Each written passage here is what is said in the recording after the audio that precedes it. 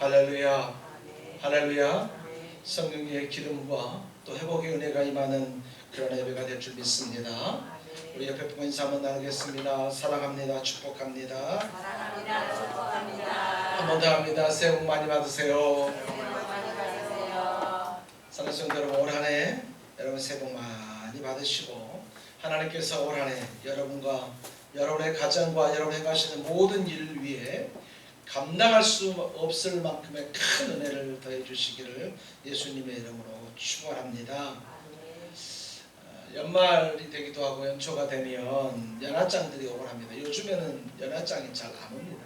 그렇죠? 전에는 연시만 되면, 이때쯤 되면 우체통에 연합장들이 후배들부터 시작해서 오는 또 선배 목사님들이 연합장을 이렇게 보내는데 얼마나 많든지 하나씩 읽어보면서 이건 어디서 샀네 막 그런 느낌도 들기도 하고 그랬었습니다. 근데 요즘에는 보니까 이 12시가 넘어가니까 말이죠, 1시 정도 되면 갑자기 카톡이 울리기 시작하는데 계속 옵니다. 카톡 하면서 보니까 이제 카톡으로 연합장을 이렇게 보내왔습니다. 방법은 달라졌지만 서로에게 축복하는 마음은 동일한 줄 믿습니다. 다시 한 번 더 여러분의 가정과 여러분의 모든 삶에 하나님의 크신 은혜와 크신 사랑이 함께 하시기를 예수님의 이름으로 축원합니다. 코로나가 끝난 것 같은데 아직도 물론 코로나에 뒤늦게 이렇게 걸리신 분들이 없지 않아 있습니다. 그러나 이제 코로나의 공포에서, 그야말로 코로나가 공포였지 않습니까? 그 공포에서 벗어나서 정상적인 생활한 지가 약 1년 정도 이제 지났습니다. 이제 1년 동안 우리가 원익업을 하였다면 올해부터는 이제 본격적으로 교회가 움직여야 할 시기입니다. 올 한 해 우리는 무슨 일이 있어도 반드시 한 명이 한 분을 모시고 이 교회에 자리에 앉히고 그가 우리 교회에 정착할 때까지 반드시 양육해야 할 것입니다. 여러분 아멘? 다시 한 번만 더요.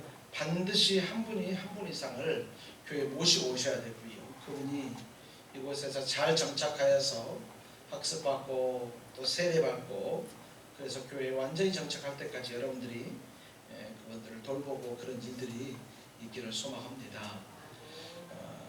그래서 우리가 전도한 사람이 건강한 신앙생활 할 때까지 우리가 끝까지 돌봐야 될 것입니다.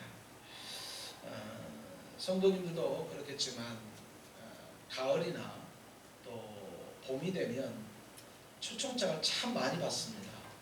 정확히 얘기하면 초청장이라기보다는 청첩장을 참 많이 받습니다. 전에는 그렇지 않았는데 요즘에는 왜 이렇게 시집장가를 많이 갈까요? 저희 또래들도 이미 이제 시집장가하고 애 낳고 막 이러다 보니까 얼마나 청첩장이 많이 오는지 모르겠습니다. 근데 어쩔 때는 좀 당황할 때가 있습니다. 딱 한 번만 났거든요. 근데 청첩장을 줘요. 그 다음번에 만났을 때 되게 당황스럽죠. 나보고 어쩌라고. 오라는 거야 말라는 거야. 그리고 또 가는 것도 내가 거기를 왜 가야 되는지 그 사람을 잘 알지도 못하고 더구나 그 잔선들은 더 알지도 못하는데 되게 당황스러울 때가 없지 않아 있습니다. 그러나 거꾸로 생각을 해서 청첩장을 보내는 사람 입장에서 생각해 봤을 때 이런 마음일 것입니다. 오셔서 축복해 주셨으면 좋겠습니다. 그런 마음 아니겠습니까?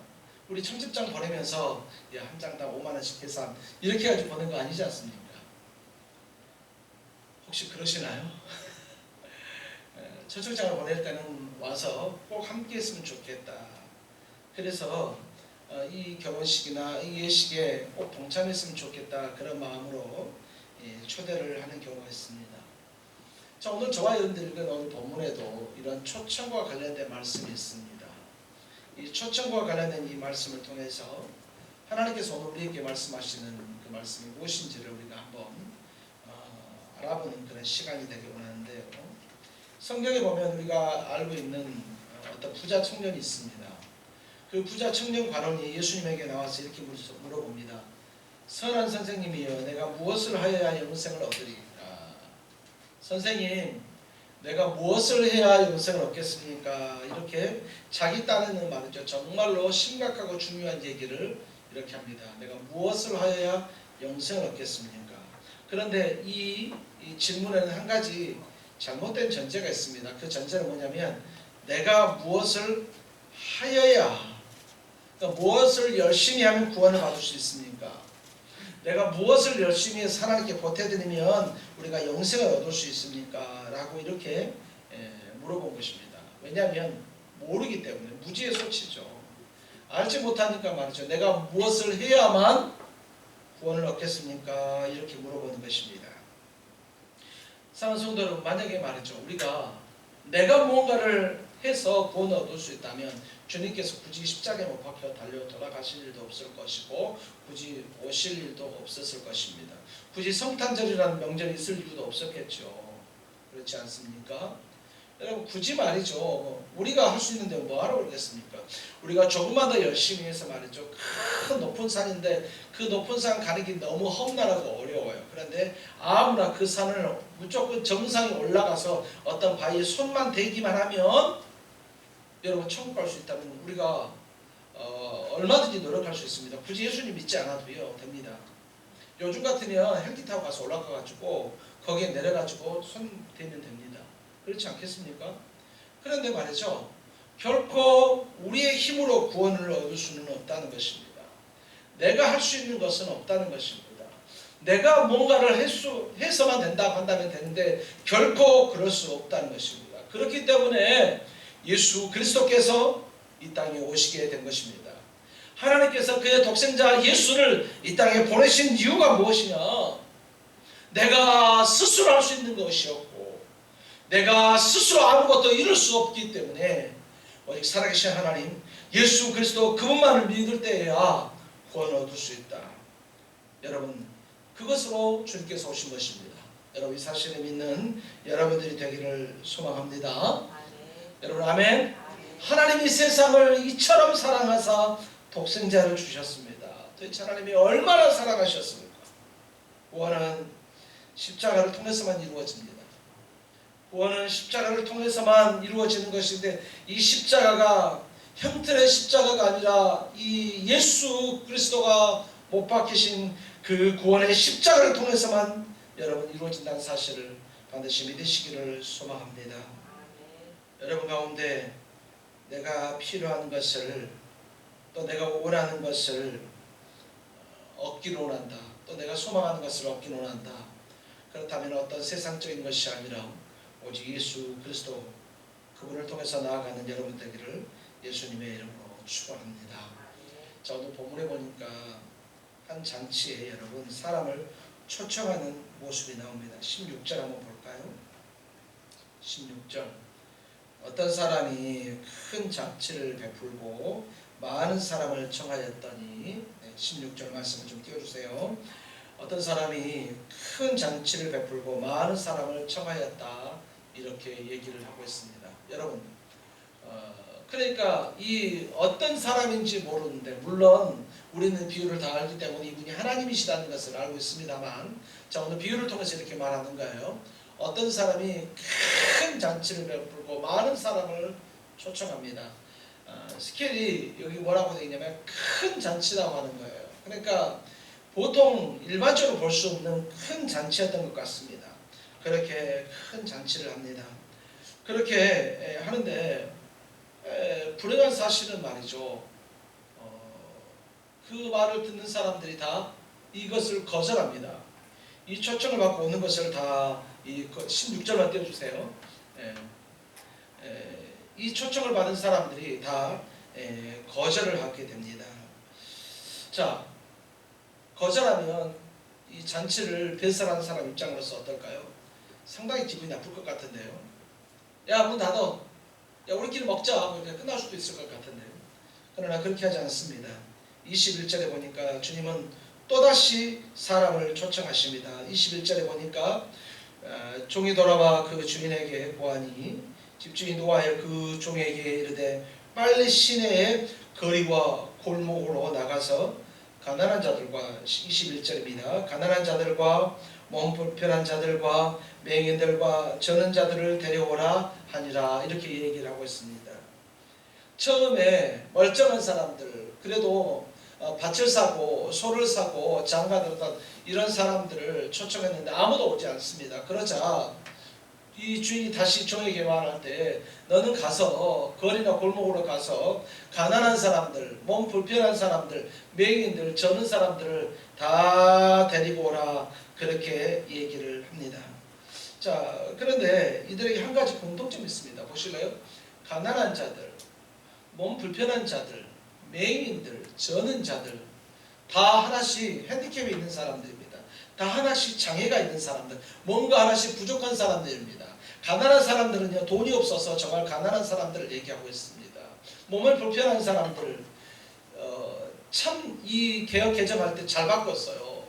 몸이 불편한 사람들이 전에 성경에 뭐라고 되어 있냐면 병신들 이렇게 돼 있어요. 이거 참 되게 그 본문을 볼 때마다 되게 마음이 사실 좀 불편했었거든요. 그런데 개혁 개정판에서 바꿨는데 몸이 불편한 사람들, 맹인들, 저는 자들, 그러니까 장애인들입니다. 이 장애인들을 다 데리고 오라는 것입니다. 그 시대에 그 사회에서 소외받는 사람들, 예수님 시대에 약한 자들, 가난한 자들이라고 통칭되는 그 사람들입니다. 그 사람들을 다 데려오라고 이렇게 초청을 하게 되어집니다. 여러분, 큰 잔치가 되면 말이죠. 굳이 이 사람들 도우지 않고요. 각종 유명한 사람들이 와서 또 멀쩡한 사람들이 와서 그 잔치에 있다고 하면 얼마나 그 잔치가 여러분 멋있어지겠습니까?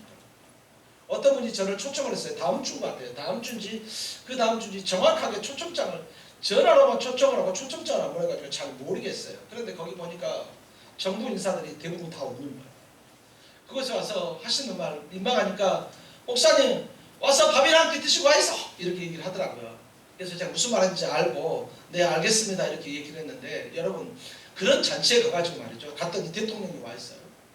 갔더니 말이죠. 뭐 국회의원들 다 와 있고 정책 다 와 있고 뭐 회사 사장부터 그룹 회장들이 다 와 있다. 그러면 여러분 그 잔치 보고 야 대단하네 이렇게 얘기하지 않나요? 오늘 이 주인이 그렇게 큰 잔치를 벌여놓고 그들이 왔으면 좋을 텐데 그 잔치에 있지 않습니까? 그 사람들은 한 사람도 없어요. 온 사람들은 몸에서 냄새나는 노숙자들 와 있는 거예요. 앞을 못 봐가지고 말이죠. 그 맹인 개헌이 데리고 와야 되는 그런 맹인들이 와 있고 말이죠. 그 다음에 몸이 불편해서 그냥 올 수는 없어서 힘들게 오는 그런 사람들만 그 자리에 가득 차 있는 거예요. 왜일까요? 오늘 왜 주인은 왜 종들에게 이렇게까지 할까요? 마치 이건 천국과도 같은 건데요. 하나님의 나라는 멀쩡하고 멋있고 온전하고 율법적으로 완성된 사람들만이 아니라 여기 있는 혹시 저와 여러분들처럼 조금 연약하고 부족하고 이렇게 봤을 때 우리 내면을 봤을 때 결코 완전하다 완벽하다고 할 수 없는 사람들조차도 하나님께서 우리를 부르신다는 것. 이 부르심의 초청이라는 것. 이걸 우리가 기독교 용어로 은혜라고 얘기합니다. 결코 그 자리에 갈 수 없는데도 불구하고 하나님이 우리를 불러서 그 자리에 오게 하는 것. 바로 그것이 은혜라는 것입니다. 때때로 하나님은 우리가 이해할 수 없는 행동들을 참 많이 하시는데 그 중에 가장 대표적인 것이 하나가 뭐냐? 저를 부르시는 거예요. 여기는 우리를 부르시는 거예요. 다른 사람은 몰라도 우리는 우리를 잘 알지 않습니까? 다른 사람은 몰라도 우리는 우리를 너무도 잘 알고 있습니다. 왜냐하면 우리는 그 어떤 사람보다도 우리가 죄악된 사람들이라고. 우리는 그 어떤 사람들보다도 우리는 연약한 사람들이고 죄인이라는 것을 다른 사람은 몰라도요. 하물며 같이 사는 아내나 남편은 몰라도 우리 스스로는 잘 압니다. 그런데 하나님께서 그런 나를 부르셨다.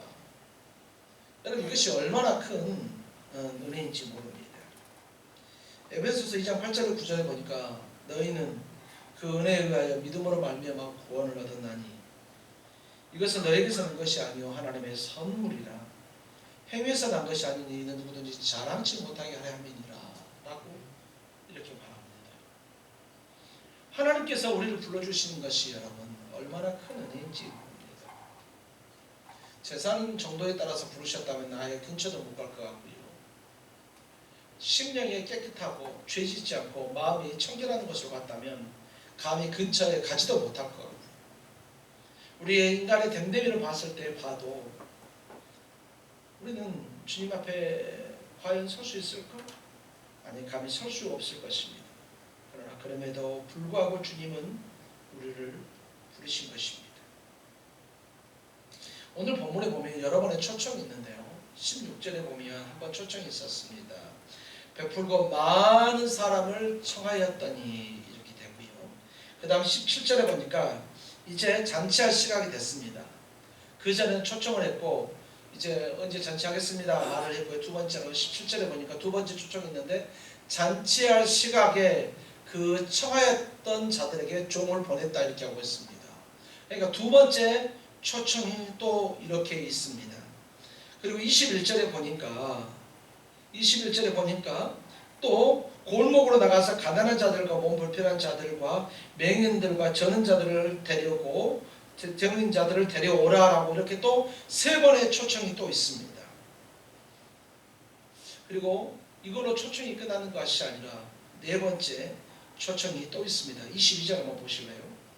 22절 보니까 종이 이르되 주인이여 명하신 대로 하였는데 아직도 자리가 있습니다. 이렇게 얘기합니다. 그러니까 길거리를 다니면서 여러분 가난한 자들도 데려왔고요. 그 다음에 몸이 불편한 자들도 데려왔고요. 맹인들도 데려왔고 저는 자들도 다 데려왔습니다. 그런데 잔치가 얼마나 큰지 아직도 빈자리가 있습니다. 그래서 종이 주인에게 그 얘기를 하는 거예요. 아직도 빈자리가 있습니다. 이렇게 얘기하는 거예요. 그랬더니 여러분 23절에 한번 보실래요? 네 번째 초청이 또 있습니다. 주인이 종에게 이르되 이제는 길과 산 울타리로 나가서 사람을 강권하여 데려다가 내 집을 채우라 이렇게 얘기하고 있습니다. 네 번째 초청이 한 번 더 있습니다. 너는 산에도 가고 저 울타리가로도 가가지고 사람들을 데려다가 강권해서 내 잔치 여기에 채워라 그렇게 말씀하고 있습니다. 네 번째 초청입니다. 여러분 그렇다면 오늘 본문에서 네 번의 초청으로 끝나고 하는데 과연 주님은 이 네 번의 초청으로 끝나실까요? 이 큰 잔치에 사람들을 보내서 오는데 이 네 번의 잔치로 과연 끝나시겠는가? 아니요. 주님은 계속해서 우리에게 초청을 말하실 것입니다. 강권해서 내 집을 채워라. 종이 와서 주여 빈자리가 아직도 있습니다. 그럼 나가서 강권해서 사람들 데려다가 내 집을 채워라. 그래도 또 부족합니다. 그럼 나가서 또 강권해서 데려다가 내 집을 채워라. 주님께서는 계속해서 사람들에게 오라고 손짓하십니다. 맨 처음에 초청했던 사람들 통해서 오라고 초청하시고요. 두 번째 또 오라고 얘기하시고요. 세 번째 가난한 자들부터 시작해서 몸이 불편한 자들, 맹인들, 저는 자들을 데려다가 또 오라고 말하고 있습니다. 이번에는 길거리에 사람들 강권해서 내 집을 채워라. 그들도 오라고 말씀하고 있습니다. 오늘 여기서 본문을 통해서 주님은 계속해서 오라고 얘기하고 있습니다. 성경을 보면 말이죠. 가장 많이 사용되는 용어 단어가 사람들이 세보니까 오라라고 하는 이 단어가 성경 전체에서 1900번 사용이 되는 거예요. 주님은 계속해서 우리에게 말씀하시는 거예요. 오라는 거예요. 수고하고 무거운 짐자들아 다 내게로 오라. 우리가 서로 변화하자. 성령과 신부가 말씀하기를 오라. 원하는 자는 오라. 목마른 자도 내게 오라. 그렇게 말씀하고 있습니다. 주님은 계속해서 이 시대를 향해서 오라 이렇게 초청하지만 많은 사람들은 어떻게 합니까? 계속 거절합니다. 여러분 오늘 본문을 보면 어떻습니까? 다 일치해서 사양한다고 이렇게 얘기하고 있습니다. 18절에 보니까 다 일치하게 사양하여 한 사람은 이르되 나는 밭을 샀음에 아무래도 나가보아야 할 것 같으니 청컨대 나를 양해하도록 하라 얘기합니다. 말합니다. 나는 지금 밭을 샀다 그래서 못 간다 이렇게 양해하고 있습니다. 여러분 이 18절에 이 밭을 샀다고 하는 이 말을 우리가 뭘로 이해할 수 있을까요? 오늘날로 말하면 이럴 것 같은데요. 내가 빌딩 하나 샀어. 내가 집 한 채 샀어. 지금 거기 미안해 거기 가야 되는데 내가 지금 집을 사가지고 빌딩을 하나 사서 지금 거기 가봐야 돼. 여러분 이해되죠? 왜냐하면 내가 건물을 그렇게 수고하고 이래가지고 말이죠. 건물 하나 샀어. 빨리 거기 가보고 싶지 않나요? 가가지고 전기시설도 좀 봐야 되고 방은 어떻게 되는가, 청소는 좀 잘 했는가, 청소업체에서 청소하고 시켰는데 청소는 또 잘 됐는가, 그 점검하러 가보고 싶은 거예요.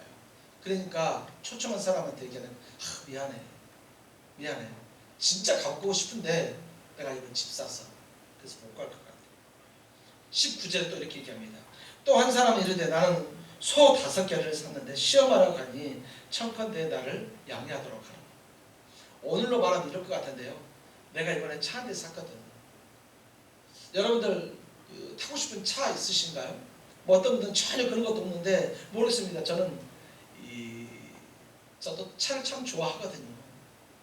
그래서 미국에 갔을 때 중고차 시장에 제가 너무 좋아하는 차가 거기 있으니까 멍하고 바라본 적이 있어요.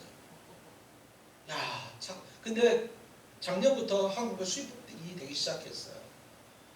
근데 여러분 오해하지 마십시오. 그걸 살 계획은 없습니다. 너무 커도 너무 커가지고 말이죠. 살 계획은 없는데 오늘 본문은 이런 거예요. 그 차를 산 거예요. 여러분 시운전을 한번 해봐야 되지 않겠습니까? 시동 한번 딱 걸었더니 푸다닥 뽕! 그 차에 일러서 그런 의미가 있다고 생각하죠. 그래서 악셀레터를 한번 밟았더니 부다다다다다웅 이런 소리 난다고 하고 너무 좋은 소리가 난다고 생각하고 싶죠. 기다린 거예요. 이 차 진짜 샀는데, 야, 하필이면 내가 가고 싶은데 그 차가 오늘 왔어. 오늘 와가지고 시운전 해봐야 돼. 시운전. 야, 너도 차 사봐서 알잖아. 차 타면 그래도 한번 시운전 해봐야지. 창문 열고 바닷가 일산리부터 해서 쭉 한번 이렇게 나가서 바다 냄새만 맡아보고 운전하다 한 손에 손잡고 한 손에 바다 내면서 괜히 잘난 척 좋다 이렇게 해봐야 되잖아. 미안해 나 못 갈 것 같아. 이렇게 얘기하는 거야. 20절에 보니까 또 한 사람이 이런데 나는 장가 들었다. 나는 장가 들었으니까 가지 못하겠네. 밭 산 사람하고요, 이 앞에서 소 산 사람은 이것들이 변명이 분명한 것 같은데 적어도 이거 나는 장가 들었으니 그런 거 가지 못하겠다. 여러분 이해가 되지 않나요? 오라갔는데 아이고 나 어제 장가 들어가지고 오늘 신혼여행 가는 날이야. 신혼여행 가야 돼. 여러분 이해되지 않나요? 잔치를 부르는데 하필이면 그날 신혼여행 출발해야 되는 날이에요. 신혼여행. 미안해 못 갈 것 같아. 내가 다른 데는 진짜 가거든. 그 어떤 이유도 아니야. 근데 약간 장가던데 이것 때문에 못 갈 것 같아. 얘기합니다. 여러분 다 이해해주고 싶은 변명입니다. 밭을 산 것도 이해해주고 싶고요, 소를 산 것도 이해해주고 싶고 장가가 가는 것도 이해해주고 싶습니다. 그러나 이들은 한결같이 다 거절합니다. 하나님께서 이들에게 왜 계속적인 초청을 하고 계셨던 것일까요? 이렇게 거절했을 때 그들을 초청했던 그 주인 하나님의 마음이 얼마나 상했겠냐 말이에요. 안 봐도 뻔한 상황을 가지고 변명하는 거예요. 내일 모레 행사 있으니까 다 오세요 했더니 사정을 모르는 게 아니라 다 알아. 근데 그 앞에서 변명을 하는 거야. 미안해 나 이래서 못 가. 나 그날 감기 걸릴 것 같은데 아직 걸리도 않았는데 감기 걸릴 것 같은 데서 못 오고. 이게 눈에 보이면 되게 얄밉잖아요. 그럼에도 불구하고 하나님께서 계속해서 포기하지 않으시고 계속해서 우리를 부르십니다. 초청하고 또 초청하고 부르시고 또 부르시고 초청하고 또 초청하고 오라고 계속해서 얘기하십니다. 이유가 뭘까? 하나님이 우리를 포기하지 않으셨기 때문입니다. 포기했으면 부르지 않을 수 있어요. 포기했으면 안 불러도 돼요. 그러나 하나님은 포기하지 않으십니다. 아무리 예수 믿으라고 전도해도 안 되는 경우가 있잖아요. 저희 모친 예수 믿으라고 그렇게 기도했습니다. 10년간 여러분 정말 여러분에게 단 한 번도 뭐 하나도 더 하지 않고 10년간 밤마다 어머니의 구원을 위해서 기도를 했는데 교회에 올 생각을 하는, 전문용어 좀 한번 쓰겠습니다. 환자학원. 여러분, 전도사가 돼가지고요, 엄마를 위해서 기도했습니다. 강도사가 됐어요. 강도사가 돼서도 엄마를 위해서 기도합니다. 안 믿으시는 목사가 됐습니다. 목사가 됐는데도 엄마가 교회를 갔다. 그 과정 속에 누이는 이 전도사 사모가 되고 목사 사모가 되고 또 큰 누이 있는 교회 집사로서 정말 지금도 충성하고 어머니를 믿지 않는 거예요. 그래서 제가 하나님 앞에, 하나님 10년입니다. 10년. 10년인데 이제 저 모르겠습니다. 그렇게 하나님 앞에 제가 투덜거렸던 기억이, 물론 그렇다고 기도 안 했겠습니까? 자식이니까 엄마를 포기할 수 없어. 하나님이니까 그 자녀를 포기할 수 없으니까 계속해서 오라 오라. 성경을 통해서 1900번이나 계속해서 오라 오라 오라 하는 이유가 바로 그것 때문인 것입니다. 사람들은 변명을 합니다. 사람들은 다 변명을 합니다. 그러나 그럼에도 불구하고 하나님께서는 끝까지 오래 참으시고 견디십니다. 그 긴 세월 동안 하나님은 아파하시며 하나님의 백성들이 오지 않을 때 결코 그들을 포기하지 않으시고 계속해서 그들을 부르십니다. 하나님의 권위가 있다면 어쩌면 오지 않는 사람들, 초청해서 부르지 않는 사람들, 그들을 징계해버리지 않을까요? 땅을 샀다고요? 하나님의 순식간에 싱크홀 같은 걸 만들어서 말이죠, 땅 없애버릴 수 있어요. 소요? 순식간에 하나님께서 질병을 주면 말이죠, 사라져버릴 수 있어요. 하나님께서 하신 말이죠, 순식간에 사라져버릴 수 있어요. 장 같은 거는 하루아침에 말이죠, 그 부인 데려가 버릴 수도 있잖아요. 하나님은 그러나 진노하지 아니하시고 계속해서 초청하십니다. 그런데 오늘 이 초청 속에 가장 우리가 한 가지 특징이 있는데 바로 그것이 무엇인가? 바로 23절이에요. 주인이 종에게 이르되 길과 산 울타리로 나가서 사람을 강권하여 데려다가 내 집을 채우라. 바로 이것입니다. 여기서 강권이라는 단어는 민주주의 사회에서, 그리고 지금 이 시대에 참 어울리지 않는 단어예요. 그렇지 않나요? 강권하라 이렇게 생각되죠. 강제로라도 데려다가 채워라 이렇게 느껴지잖아요. 그래서 이 민주주의나 지금 이 시대에는 맞지 않는 용어 같아요. 여기서 말하는 이 강권하다 이 말은. 그런데 헬라어의 이 강권하다라고 하는 이 용어를 보면 이런 의미가 있어요. 너는 마음을 다해서, 너는 뜻을 다해서, 너는 생각을 다해서, 네 정성을 다해서, 네가 할 수 있는 모든 것을 다해서 그를 데려다가 내 집을 채우라. 그렇게 얘기하는 것입니다. 하나님께서 오늘 우리에게 말씀하시는 것이 바로 무엇인가? 너는 산과 울타리로 나가서 사람들이 있으면 그들에게 얘기를 해서 네가 할 수 있는 모든 것을 다해서 그들을 데려다가 내 집을 채우라. 이렇게 얘기했습니다. 오늘 주님께서 혹시 우리에게 주님 아무리 불러도 안 와요 라고 말하는 저와 여러분들에게, 아무리 전도해달라고 해도 되지 않아요 라고 하는 저와 여러분들에게 혹시 너는 강권해 보았느냐라고 물어본다면, 혹시 너는 네가 할 수 있는 걸 다 해봤느냐라고 물어본다면 우리는 어떻게 대답해야 될까요? 그럼 하나님 왜 이렇게 강권하시는 거예요? 왜? 도대체 왜 성경에 여기 왜 강권해서 내 집을 채우라 그렇게까지 말씀하시는 것인가요? 왜냐하면 오지 않으면, 지금 이 자리에 오지 않으면 그 채우가 어떻게 된다는 것을 알고 있기 때문이에요. 예수 안에 있지 않으면 그 결론이 어떻게 된다는 것을 알고 있기 때문이에요.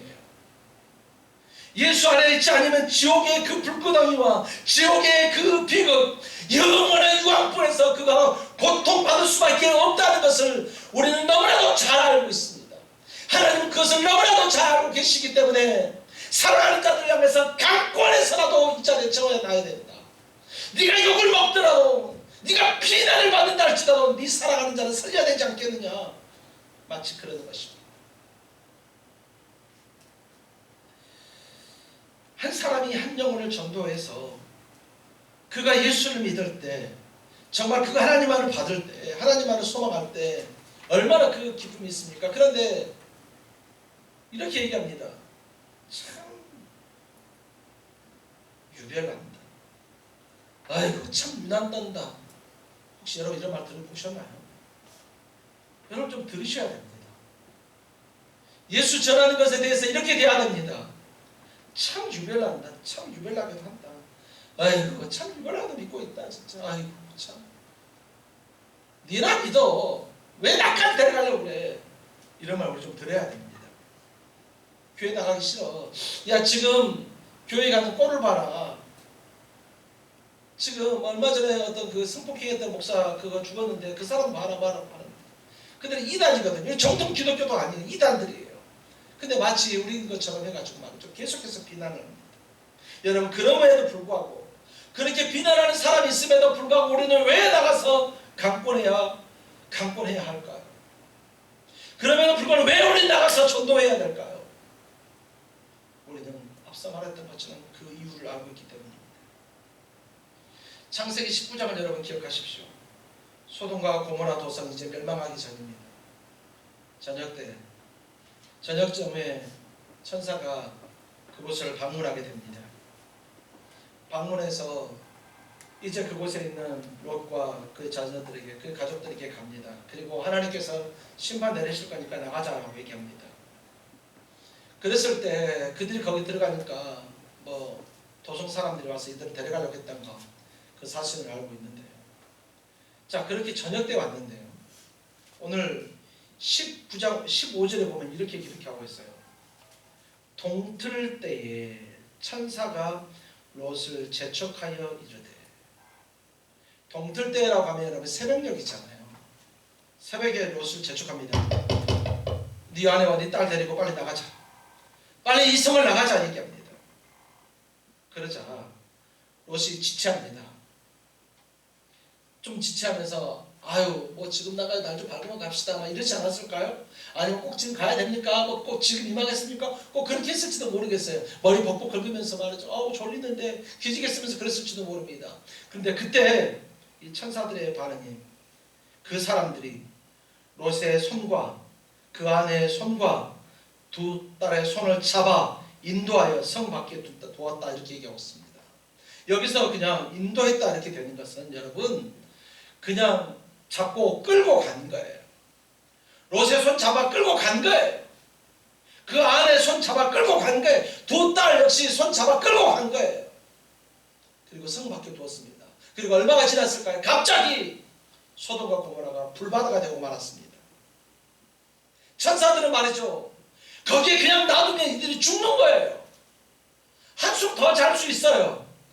피곤하지 않고 더 피곤이 완전히 풀릴 때까지 잘 수 있어요. 그러나 피곤이 풀리다가 죽어서 영원한 유황불에 던져질 수도 있다는 거예요. 그래서 천사들은 그들을 주체하지 않고 그냥 그대로 두지 않고 그들에게 데리고 나갔다는 거예요. 시간 없어 빨리 가야 돼. 빨리 가야 하는 거야. 목숨을 보존하기 위해서 지금 떠나야 되는 거야. 지금 속히 피신해야 돼. 말을 듣지 않습니다. 우리가 전도할 때 지금까지 여러분들 태신자들에게 한 번씩 말씀하셨잖아요. 교회 가자. 교회 한번 갑시다. 뭐 이렇게 말씀하셨을 거 아니에요. 그랬을 때 마치 이 사람들처럼 앞에 말했던 그렇게 변명했던 사람처럼 나중에 아 나 안 믿어 나중에 너나 믿어. 너 믿는 거 파면을 안 할게. 너 교회 다니는 거 막지는 않을게. 너나 믿어. 엄마를 믿으세요. 방해 안 할 테니까 엄마를 믿으세요. 이럴 수도 있어. 아빠를 믿으세요. 근데 그냥 놔두면 그 다음을 우리는 알고 있습니다. 사랑하는 사람들을 우리는 그대로 둘 수는 없지 않습니까? 하나님께서 오늘 저와 여러분을 통해서 일고자 하시는 것이 과연 무엇일까요? 여러분들 절대 오해하지 마십시오. 우리 교회의 빈자를 채워달라고 우리가 정말로 기도 많이 합니다. 얼마 전에는 여러분 교회 사진첩을 이렇게 보다가 성도들이 많이 앉았을 때 사진을 보고요. 또 한 번 이렇게 보다가 화요일날 목요일날 있는 그런 강의 때 빈자리가 하나도 없이 한 자리에 4명씩 꽉꽉 차 있는 그 사진을 봤습니다. 보면서 하나님 이렇게 되었으면 좋겠습니다. 그런데 한 가지 오해하지 마시고 교회 덩치 키우기 위해서 빈자리가 채워져서 된다는 게 아니에요. 한 영혼이라도 우리가 구원해야 되는 거예요. 갑자기 어제까지 친하게 지내던 사람이 하루아침에 갑자기 유명을 달리해서 천국에 가고 그런 상황을 참 많이 보게 됩니다. 믿지 않고 그렇게 되다가 믿지 않고 있다가 그렇게 되면 어떻게 합니까? 하나님은 지금도 우리에게 초청하십니다. 지금도 주 안에 있지 않는 다른 사람들 향해서 계속해서 오라고 초청하십니다. 계속 손을 내밀어서요. 이리 오라고 빨리 초청하십니다. 오늘 이제 우리가 하나님의 손이 되어서 우리 태신자들을 강권하여서라도 하나님의 전에 우리 교회에 채워야 될 줄 믿습니다. 그래서 그들이 예수를 믿게 합니다. 그들이 하나님의 백성이 되어야 합니다. 그래야 그들이 천국 갈 수 있습니다. 성경은 우리에게 강력하게 얘기합니다. 강권하여서 내 집을 채우라. 2024년 오늘 하나님께서 우리에게 말씀하고 있습니다.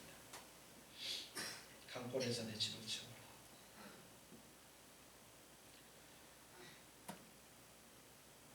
어떤 사람이나 똑같이 2024년은 다가왔습니다. 작년이 그랬던 것처럼 2024년 1월 1일이 다가왔고 2024년 12월 31일이 어떤 사람 누구나 똑같이 다가올 것입니다.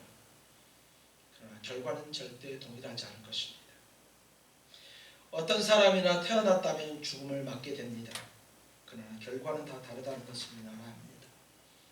그러므로 오늘 저와 여러분들이 2024년 올 한 해 하나님께서 우리에게 주시는 또 하나의 음성, 너는 강권하여 내 집을 채우라. 이 음성에 우리 귀 기울이고 올 한 해 하나님의 뜻대로 순종하는 저와 여러분 다 되어주시기를 예수님의 이름으로 축원합니다. 이 시간 함께 기도하겠습니다.